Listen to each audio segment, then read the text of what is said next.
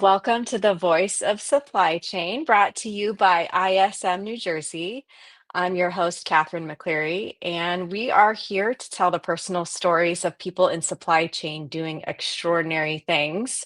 And I've got a really fun guest today. She's a good friend of mine, but also just a figure in the procurement space. I'm sure many of you have seen her around at ISM events, other events, and love her as much as I do. We have Kim Master with us today.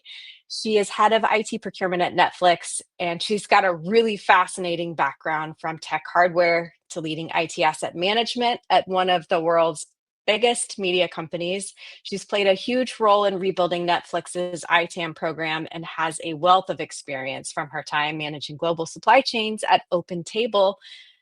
Let's bring her on. Kim, thanks for joining me. Thanks for having me. Hello. That was a really good intro. You know what? I can do a pretty good intro because the guests that we have on this show are pretty great. So it doesn't take much. Awesome. Well, you promised a story. We didn't want to small talk before we came on, so I'm going to ask you, what's new with you? I just relocated to Portland, Oregon recently, and so I think just the joys of a new home ownership is consuming a lot of my life right now. All of those little things that you find that need repairs. I think we're almost done with like the first level of things that crop up. Hopefully, I hit maintenance mode pretty soon. Well, I'm sure you have your hands full, and I'm sure your view is prettier. I mean, you had a nice view in LA, but I'm sure your view now is even better in Portland. A little more lush, a little more green, a little more rainy as well. But I like the rain. I grew up in this weather, so it's nostalgic for me to be back here. Um, I'm enjoying it a lot. Yeah. And we're gonna get into some of that nostalgia today. As I told everybody in my promo that we're gonna be telling your life story today, and in a very focused fashion. We're not gonna talk about all of it, but before we get into it, I want to remind everybody, if you have questions for Kim, please put it in the chat, and we'll be sure to answer them as we go. And if there's, let's see here. Oh, we've got a few people. We've got a few people saying hi. Just want to say hello back to North Carolina and a few others. Thanks for joining the show. My first question is not really a question, but if you've watched any of the other episodes, you would know that this is how I start every episode. I want you to tell me in 3 words who you are. Describe Kimberly. Oh, 3 words. Hmm. Um, Direct. Um, I don't know. Let's think. Did you say direct? Hmm. Uh-huh. We'll Charming. go bold. We'll go bold. I can be pretty bold at times. Hmm. And I'm going to go with curious. I love that. Yeah. Direct, bold, curious. I think I can confirm on those. I would have added witchy had there Oh, been a fourth word to describe you in the best way possible. a little Okay. backstory there. You know what? Well, maybe it'll come up, maybe it won't. Yeah. We'll find out. Um, Two more quick fires. Okay. Since you're from Netflix, I would love to know what you're watching on Netflix these days. Oh, um, well, I am watching a show that's not fully available, which is always a little tricky because I can't talk about it. And it sucks because you watch a good show and you want to talk about it. I think my favorite show though, is that I recently watched was the new Shonda Rhimes murder mystery. the residents. It is phenomenal. It is a highly, highly recommend. Okay, I'm writing that down real quick. I love murder mysteries. The Residents. Yeah. Got Oh, it. oh, my camera went off and it came back. I don't know what happened. I can still see you. I think we can all see you. Okay, great. Okay, last thing before we get into your life story. What's your favorite place to vacation?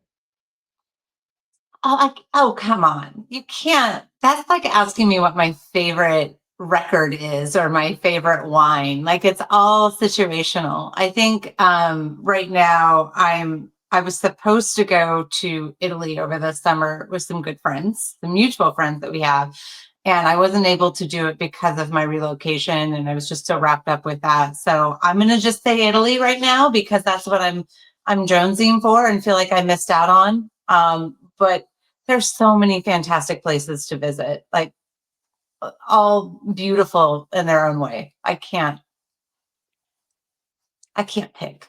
Wine country, for Yeah, instance? yeah, fabulous place. A lot of good memories there.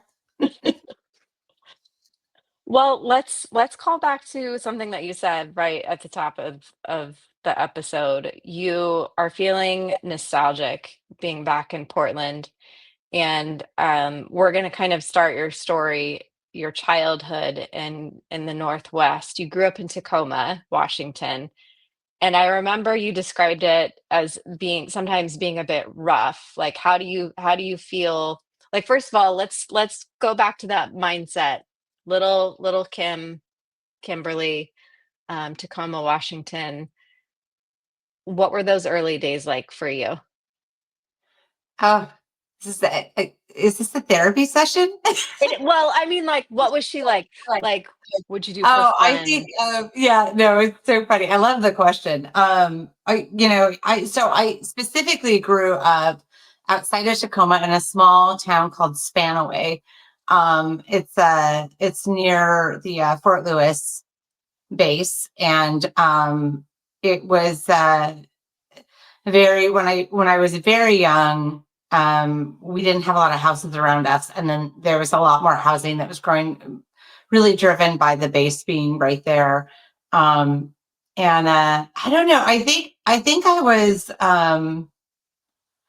always pretty inventive. Like I was coming up with, I came up with the idea of like filling a Ziploc bag with water and making a water bed for my Barbie. I don't, just like getting creative and just sort of playing on my own, very independent. I had a very and maybe stubborn. I think my mom would say I was a bit stubborn as well. I Weird. had very strong ideas around what I wanted to do and what I wanted to do it. My poor mother.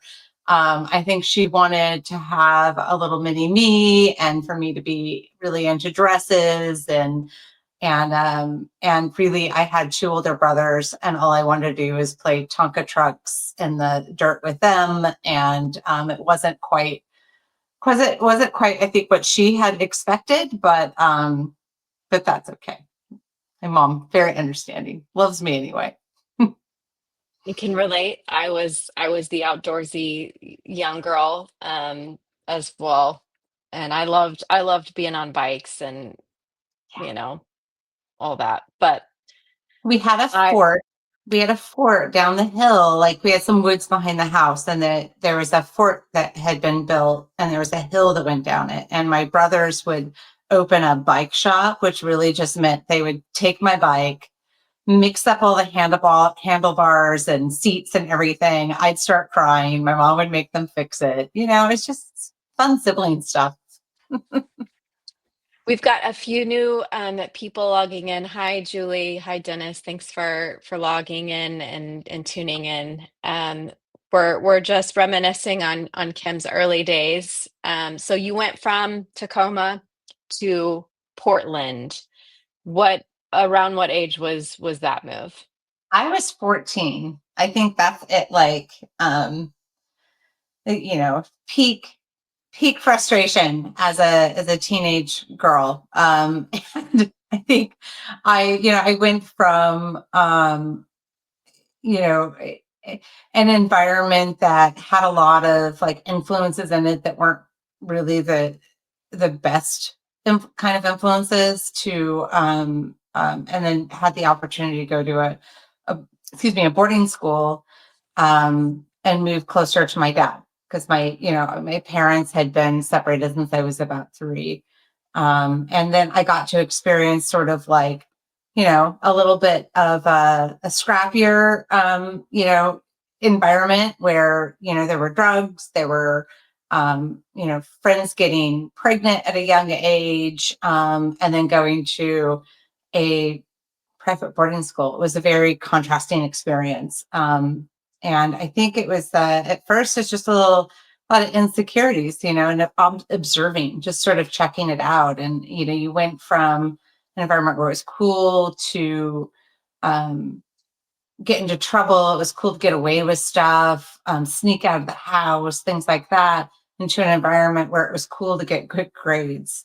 And it was cool to be a good student and be a good friend and role model good behavior. It was a really big contrast and a big transition for me. And how did that go? I think it went all right. I think it turned out okay. But I do appreciate that I got to experience, that a lot of variety. There was a lot of transition in my childhood, and my parents had gone through a number of marriages, and so you can look at that inconsistency and say, oh, I got so messed up by it, or you can look back on it and say, look, I learned a lot of resilience from that experience, and me being in kind of an independent nature to begin with, I think I was sort of set up to handle those circumstances really well. Um, and yeah, so it was good. I think it was probably, I don't know, I'll never forget this. I'd been at this school. I started with a summer session to see if I would like it. And then I had the option I could go there full time or I could go to a public school. I loved it. But it was towards the end of that summer session, and I was sharing a room with other girls that a couple of them that attended full time. I remember being in this like stage of just outpouring laughter, right? Because you go in and the defenses are up and you're not quite sure if you're fitting in. It's a totally new environment, but we were being giggly girls. We were just being silly and laughing. And one of the girls looked at me and said, this is who you are. This is who you are. And it just resonated with me because I think I hadn't really been seen, just like letting the defenses down, being myself. And here's this young girl that was like seeing me and acknowledging me. And I'll never forget it because it really resonated with me. And it was sort of a cue to like maybe lean more into that authenticity and not worry so much about maybe defenses I put up for myself earlier in life, and then I could maybe start thinking about letting those go a little and just be myself.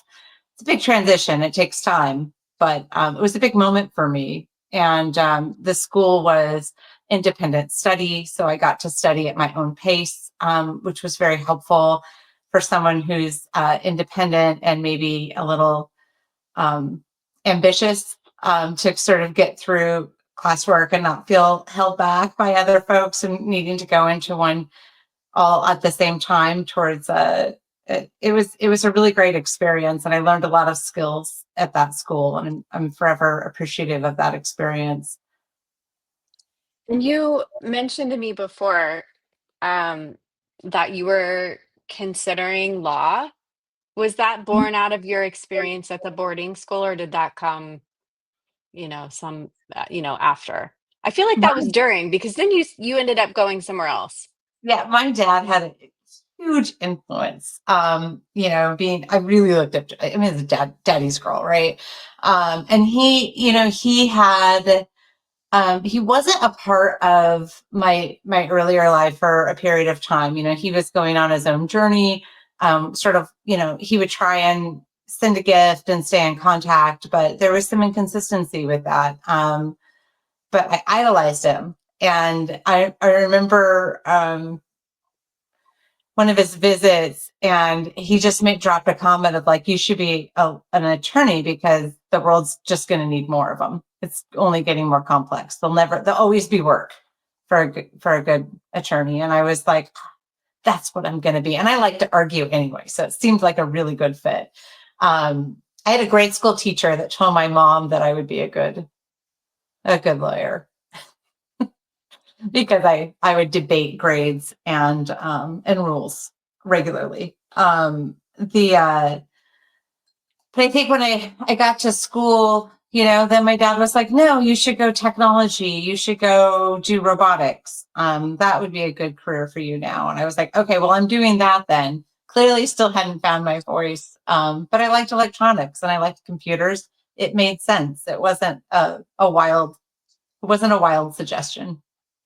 And it Um, was it was not as common for women to be in tech, and especially like where you went to ITT, right? And so it was a little bit more hands-on, especially with robotics being incorporated into that. So how did you we're going to talk a lot about this because you have an amazing history and like rooted career in technology, and then you shift over to procurement, and so we have a lot to talk about there. But I'm so curious about this time in tech as a woman, a young woman, like in college age, and being one of the only women in the group. So let's talk about how you built up some of that resiliency.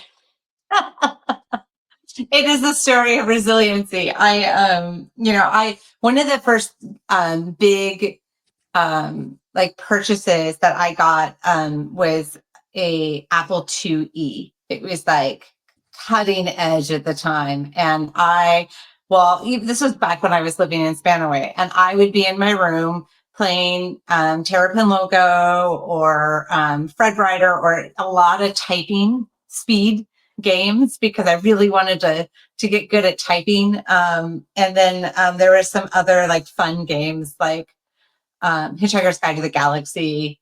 It was just totally text based, very basic. It was so fun. And then my friends would be just outside the window, like doing whatever, drinking alcohol and being ridiculous. And imagine me in my room on my computer.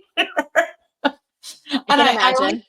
I always just loved computers. I was really fascinated by it. And when I got into high school, that was a lane I continued to explore, dabbling a little in for one of my school projects and just talking about very, very basic assembly language. Like this is not, I don't remember anything of it, but I wrote a paper on it, on very basic language and just sort of toying around with tech. When I started at high school, I needed a part-time job and applied for a role at a computer rental company in Portland and started working there. But I was the first female technician that they had ever hired. And my interview literally consisted of like picking up an HP2 LaserJet printer and walking it across the warehouse. And it wasn't them being sexist. It was just them genuinely curious. Like, is this female going to be able to carry the same equipment that our male technicians can carry? Because we have to do deliveries with this equipment to customer sites. So I wasn't even offended by it. I picked up the HP2, carried it across. I was like, it was heavy, by the way. I was like, oh, but I was going to do it. And yeah, so it was interesting to see people's reactions to that. Like I'm showing up at the Freightliner training room with a dozen, big white box, oversized 286s and huge CRT monitors that I'm carrying up the large steps to get to their training room. And I'm doing this delivery by myself. Yeah, it was kind of like people would look at that. But if it was a guy doing it, they probably wouldn't even bat an eye. But here's this chick, carrying all this heavy equipment up one by one, getting a workout. And then, doing a little networking and getting the systems all set up to speak to each other. But I loved it. So like, I didn't even think about that, but I focused on the work and how much I loved it. It's funny. So we do deliveries to trade shows and, when I was managing, I had many roles with this computer rental company bit by bit, and I was managing a location in Boston for them. And I remember talking to my technicians, and be like, "Well, we got a delivery to the convention center for a show this weekend." And I don't know if any of you have done conventions, like it's a very unionized experience. Like you show up, the union brings your equipment to your booth for you. And there's generally a line to wait in to get the paperwork and then get someone assigned to you. And the technician is just like, why can't you just do it? It'll take you like less than an hour and it will take us 4. And they were not wrong, because a woman showing up, there's advantages. Like I've got this big monitor. I can show up and just be a little bit like, oh, I don't know where I'm going. And it's supposed to go to this booth. Do you know where this is? And there would always be some guy with a cart sitting there going like, oh, honey, put it in the back here. Come on, I got you. Nice. And drag me straight to the booth and get the delivery done. Oh my gosh, thank you so much. So used it a little bit to my advantage at times, but yeah, it was difficult in that I don't think it was difficult to be in the tech industry in particular, other than it would be kind of interesting for people. I think it was interesting to be a woman in that time. Like I can remember getting ready for interviews after finishing school and me showing up and like, slacks. Do we still call them slacks? Am I aging myself? What do you call those? They A call them suit, pants, trousers. a pantsuit. Yeah. Pantsuit. That's what I want to say. I always say slacks, and I'm like, wow, that's really dated. But I showed up in a pantsuit and literally had the admissions folks tell me I needed to wear a skirt. I mean, what are you? This is the mid 90s, and you're telling me I have to wear a skirt to an interview for a And technician role, by the way. and did you? Absolutely not. That's I was right. not I was not a skirt person. That was not happening. But and ironically, I interviewed with a company, Tokyo Electron, that they do a lot of the fab machines that are in Intel plants, and the roles would be to be a technician to service those machines to be at the Intel campus and servicing those machines. And I didn't get the role. And I have a good friend that had at the time that had gotten the role. And I remember getting some information of like, do you know why I wasn't picked? And was told that they really liked me. They just didn't think I had enough hand tool experience. And then there was a concern about like travel because I'm a female, and how would I share a room with the male technicians? It would be different. And so they Wow. decided to pass on me. And I'm like, they didn't even ask about my hand tool experience. It didn't even come up. It was just an assumption that was made about me. Yeah. I'm sure they're like, well, she doesn't have big burly hands. How could she handle this role with big Small little tools? components. Yeah. Little did they know, little did they know that you could hang with the best of them. Yeah. Yeah. Okay, so you wore a power suit, you didn't wear a skirt. You didn't get that job, but then what was your first role? Like, I feel like didn't you have, like, a decision point where you're like, "Okay, I might go back to, like, a large university and do another degree or go straight into work." So, what was that next step? Yeah. I have felt a lot of insecurity about my educational background for a lot of my career, honestly. And it's so unfounded. It's so ridiculous. And I've made peace with it. But when I was leaving boarding school, they just didn't have good college advisors, and no one in my family had immediate family had gotten a college degree, and so there wasn't a lot of guidance for me. I had a fantastic GPA, really good SAT scores. It's so funny how it happened. And I had applied to Portland State University to go to an engineering program and ITT at my dad's advice, because my dad thought trade school, very practical. And I got second round admission. I got into the engineering program at PSU, but he'd already put a deposit down at ITT. So he was like, you should just go there. And I was like, yes, sir, that is where I'm going. It sounds great. It was a fine education. I mean, it's a for-profit school, let's be honest. It maybe didn't have as much of a well-rounded exposure as a 4-year degree would have had. But I honestly think that I had such a strong high school education that did overextend itself in a lot of the rounded topics, that I don't think I'm any worse for it as far as undergrad goes. It did create some limitations for me later, what we can get into in a minute, because I know I've got my whole life story to unravel, and we're only just like getting out of college now, so we better hit the gas pedal. But I when I finished school, ITT, I had been working at the computer rental company for a couple years, and I had worked up, I think it was assistant manager for the location at that point. And I interviewed for other roles like this one for the wafer fab machines and what have you. And it was sort of like the salary that these roles I was interviewing for was lower than what I was already making. And I really loved working for a bit by bit. And there was opportunities as they were expanding on the East Coast to maybe look at a role to actually lead my own office location. And so I just kind of stayed where I was at and continued that path. And as I was exploring different office openings that they were going to have, the person that's managing Boston decided they wanted to move back to the West Coast.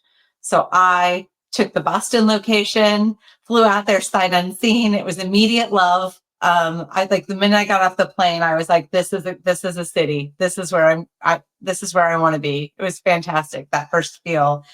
Took over his lease of his place, took over his role, just slipped right into that person's position, and I was there for a couple years until they were shutting down the East Coast operations. Price of computer dropped. Computer rentals, it didn't make as strong of a proposition anymore. People were just kind of buying the computers that they needed rather than leaning on renting. And we weren't able to make it. We were able to make it profitable enough that they needed to downsize and just sort of stick to their core focus. So I got laid off, and I was looking at other positions for about a month, and then they asked me to come and work for them again in the San Francisco office, because that position had opened up to lead that role. And I did that for about a year, but it's a little bit different working for a growing company than it is working for a company that is really penny pinching and struggling to get by.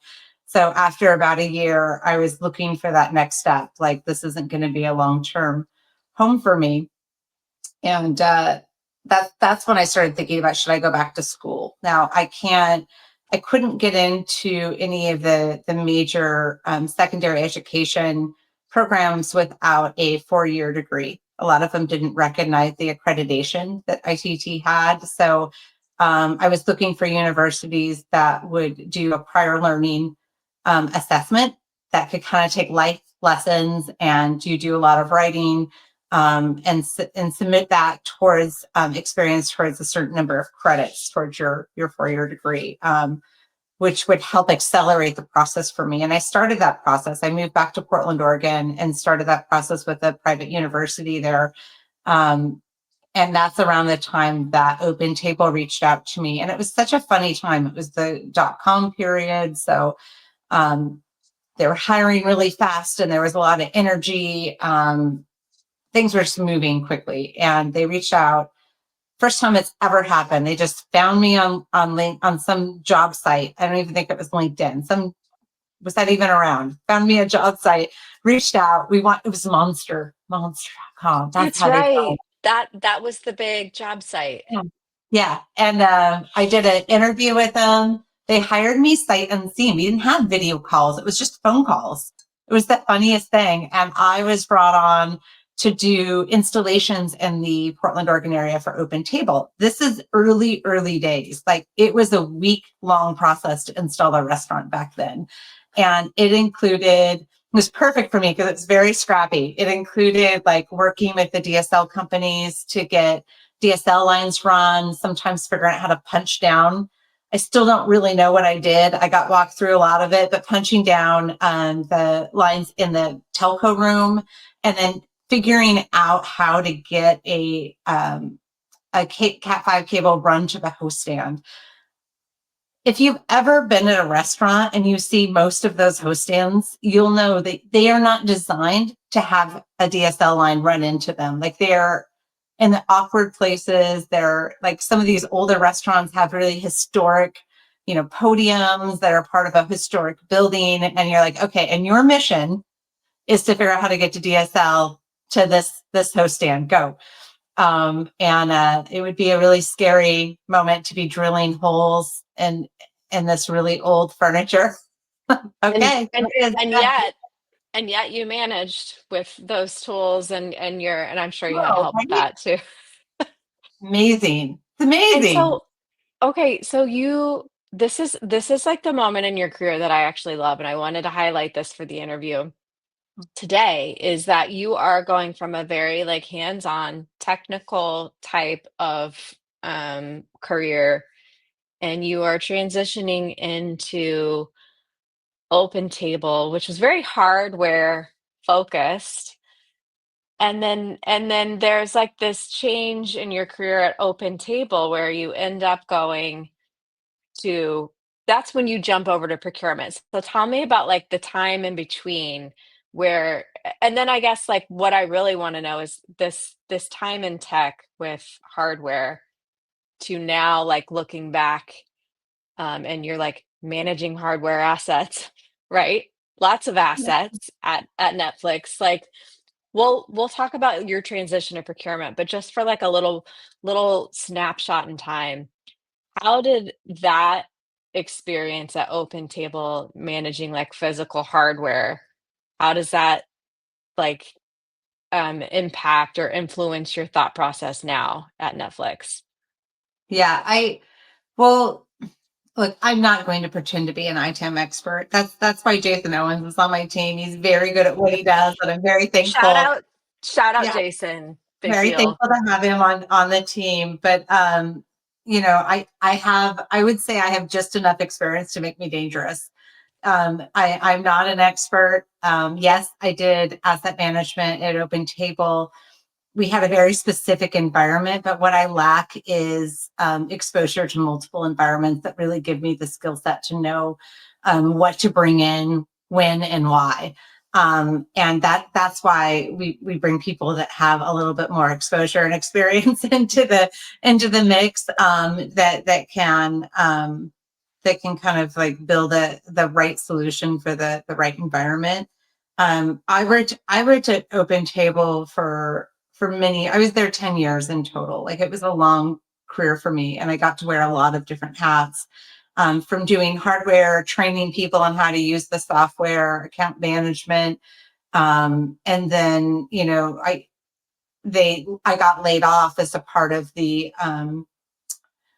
when the bubble burst and companies started fading out because they didn't have good business plans. Open Table survived. That's probably what led to them being so successful. They did have a good business plan and they did have a good product. But I got laid off, but this is the second time I've been laid off at a young age. And I was like, well, who's going to service Portland? And they're like, we don't know. And I'm like, well, contract me. And the guy was like, oh, let me get back to you. And then I was brought on as a contractor, and doing better than I was as a full-time employee. And then that led to them rehiring me in San Francisco. So I relocated again and was in a hybrid role between project management and still doing some implementation work when the person who bought things quit. And they looked around and said, we need someone to buy stuff. And I thought, I can buy things. And they're like, great, you're the person that buys things. And we were in denial that we were a hardware company. We were buying these white box systems that go in the host stands and host our software. And it was very much supply chain. But when you're smaller and you don't have as big of a base, you don't really see it as such. And as the company continued to grow, and our footprint grew, and then it goes global, um, you know, the complexity of what I was doing increased, and I thought, like, this is a role. Like, the buying part is actually just a job in itself. And that's when I started reaching out to groups like ISM, and I wanted to learn more about supply chain and procurement. I just sort of got thrown into the role, like many of us do, and enjoyed it, and it resonated with me. I loved holding people, like vendors, accountable, and ensuring that we were getting our products on time and what we asked for, and that we weren't paying too much. That feeling of like justice and fairness really That's resonated with right. me. Mhm. Bringing back some of that legal, that, That's right. that inspiration. And it was pretty wild. And then we had auditors that would come in and be like, okay, you've got all these fixed assets, and they would pick a selection and like point us to these assets, and got really good at like pouring through. We had a custom built system, ERP system for customer management and asset management, which was great in a way because it was all like, I could literally point to the machine and tell you the history of all the customers it had been at and what warehouses it had hit. We didn't have to implement another third-party tool to do that. It was just custom built and our own homegrown system. It had its disadvantages, mind you. It was a homegrown system, and it at times felt like a house of cards, but it got done what we needed to get done. And so I just sort of stepped into this role of being, I was that person that got pulled in with the auditors to look for these assets, and started getting more and more involved in that. And just over time, then I became the ITAM person too for Open Table.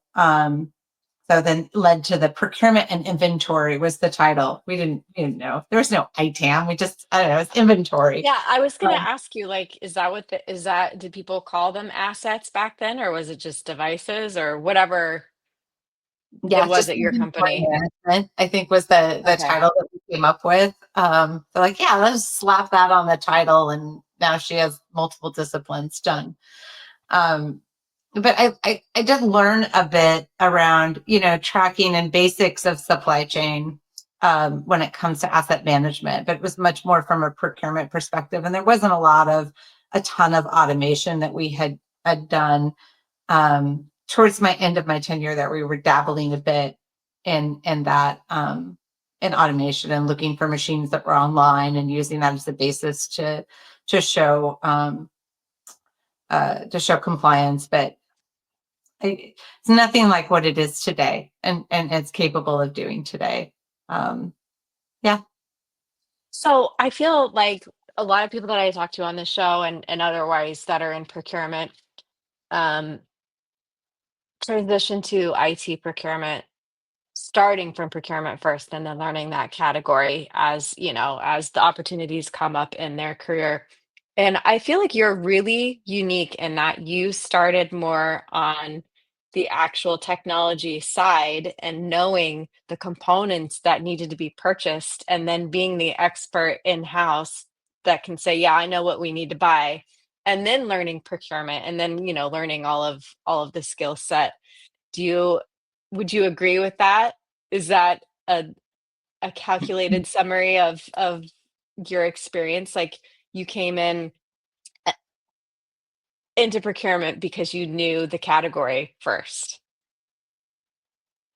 I think that my background lends itself to certain advantages in IT sourcing and procurement, and that is, I typically, um, can create I can pick up things fairly quickly when it comes to technology and what we're doing with it. So if you have a group of engineers that are trying to do something very complex, and you have someone that's coming in from finance that doesn't maybe have a background in technology, I think it's harder for them to really pick up the technology aspect of it, in order to communicate and understand all of the variables that go into doing a deal.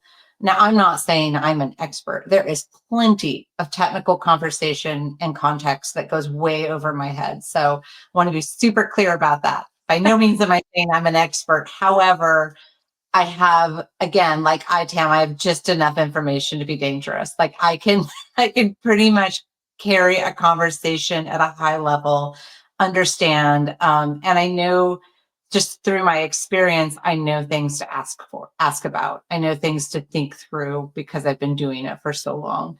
I know angles that technology vendors will have in order, to maximize their opportunity within companies. So, so it's a blend of having a little bit of a technical background and experience, honestly. But people entering into tech procurement, my advice is always like focus on the people and have a lot of humility. It's so interesting in our industry. I think I've seen it come from both sides, and neither one. Somewhere in the middle, I think, is the right place to operate. But I've worked at companies where there was like a C-suite leader that had this opinion that, like, if IT isn't negotiating good deals, then people need to be fired.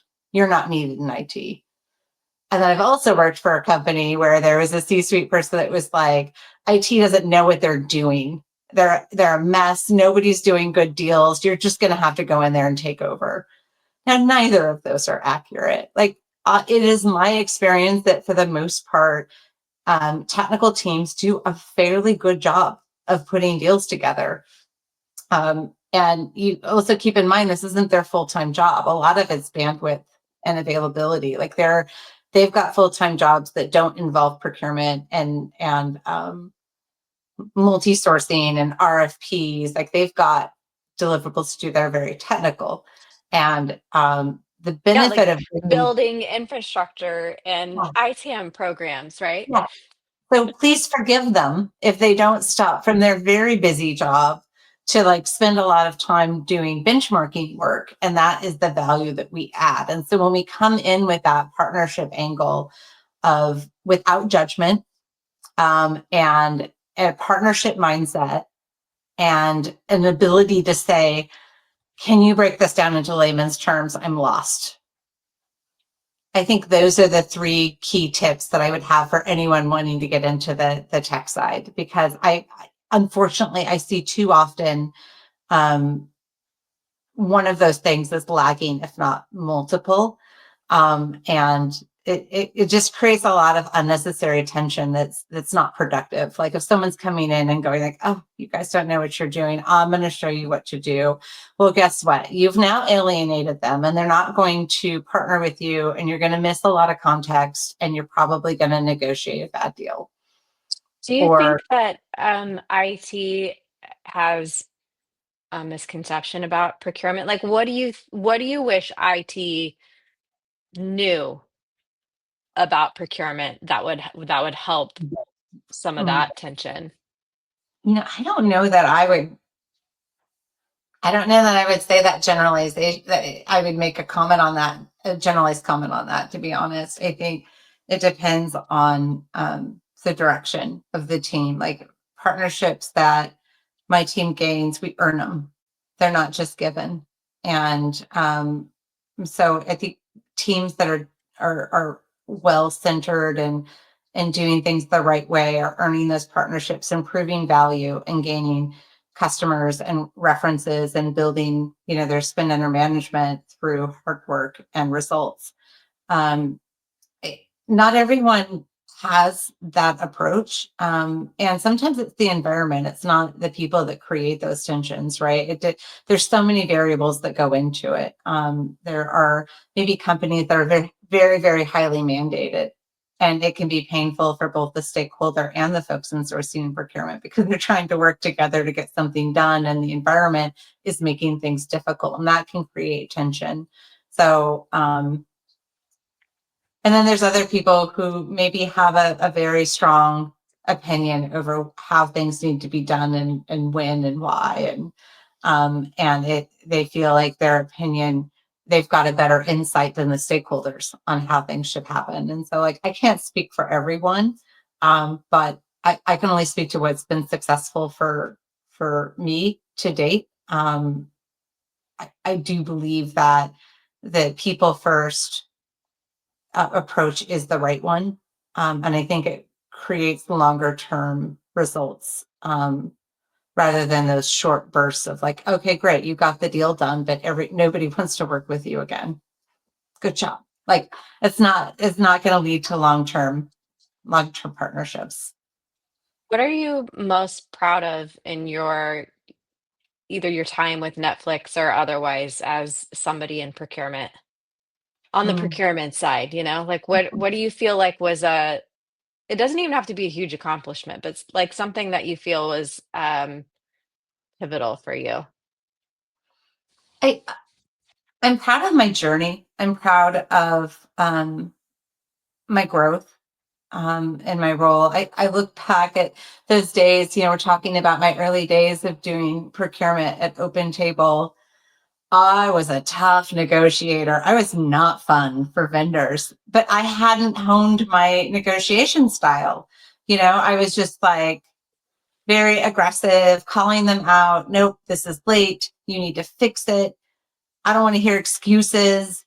Um, and Hard hitting, a hard hitting hard hitting, Kimberly. hard negotiations. And it's funny, I remember the moment that I realized I'd backed myself into a corner because I had a supplier that was particularly difficult to work with, and they had a lot of delays on their hardware deliveries. And I was so frustrated. I was so frustrated. And I was on the call, and I was letting my emotions show. And I ended the call, and it hit me. I've got nowhere else to go. I just blew it. Like, that's it. I'm angry. I'm at my wit's end. All I've done is shown that I have no other options, clearly, because I'm so exasperated and emotional. It's clear that I have no other options and my back is against the wall. And I think that's when I started realizing that I need to hone my approach and bring those emotions in a bit more. And that's when I started playing around with, like, okay, well, what if we played it cool? What if we played it like, oh, you can't deliver, huh? We might have to look at other options. That's a lot more threatening, honestly, than the other way around. And so I'm proud. I'm just proud of how it's smoothed out over time. Um, the younger Kim shows up every now and then, but I like to think it's a little more planned. And then, but it's important to be able to play around with different styles and get a feel for, like, your natural negotiation style and what works for you, and then how you can flex different styles within your own base to be successful. But also, I've not had a straight path in this industry, right? I have an unconventional, you might say, educational background. But I'm curious, and I love learning. I've gone out, I went to school for project management. I got my PMP and certificate. I started going through a contract management module. I've got my CPSM and did all the studying and tests leading to that. I've done accounting classes, level 1 and 2. Not my not my favorite, but we got through it. So I like to call it of, like, I find skills.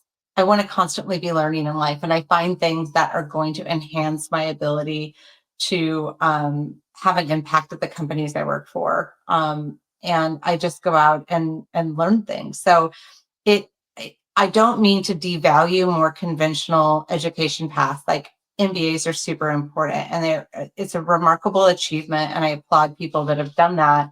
I think it's more of, the MBA isn't the whole story. And that there are people that have more unconventional backgrounds and educations that are sometimes more qualified than another candidate with a better educational background. Um, and so I think you've really got to look at the whole person and their experience and how they're showing up in interviews and at the company to evaluate fit. Did I answer your question? Yeah, Okay. go ahead. Oh, I thought you said, did you ask me a question? Yeah, I said, did I answer Oh, your yeah. question? Yes, you did. No, your journey is it's incredible. And I'm from the same background in that I didn't finish, 4-year university and I went straight into work and I got a lot of certifications for my first career in finance. And then, hopped over to marketing and you learn in those real life experiences. I feel like I can't imagine going back and getting a degree and learning in a formal setting, what I've been able to learn at at startups. Um, so yeah, no, that's cool. I love your perspective, and I would like to ask you one last question, to kind of um, flip the perspective.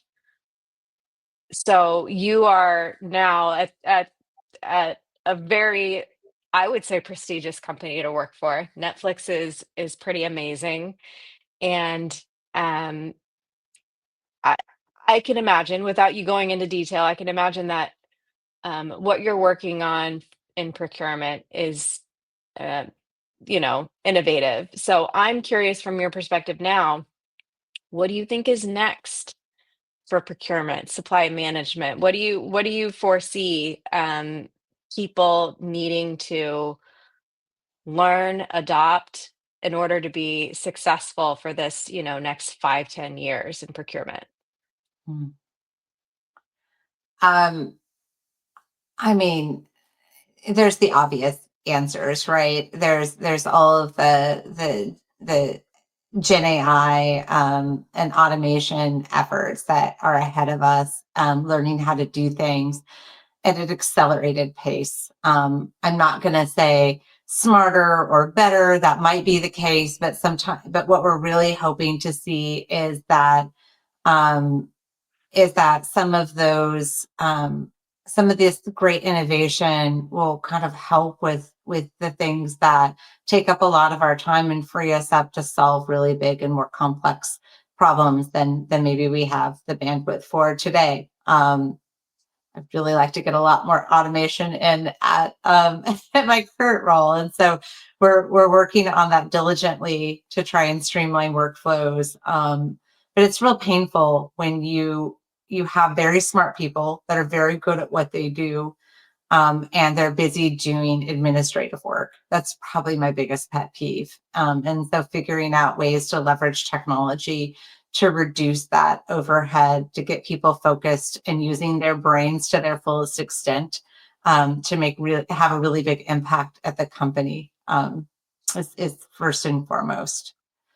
I'm also just excited to see where we go as an industry. It's certainly an interesting time to be in any kind of a supply chain role. I think there's a lot of uncertainty right now that we're all going to learn a lot of adapting and resilience in as we work around some of the challenges ahead of us in the next several years. But yeah, I would What do say, you go ahead.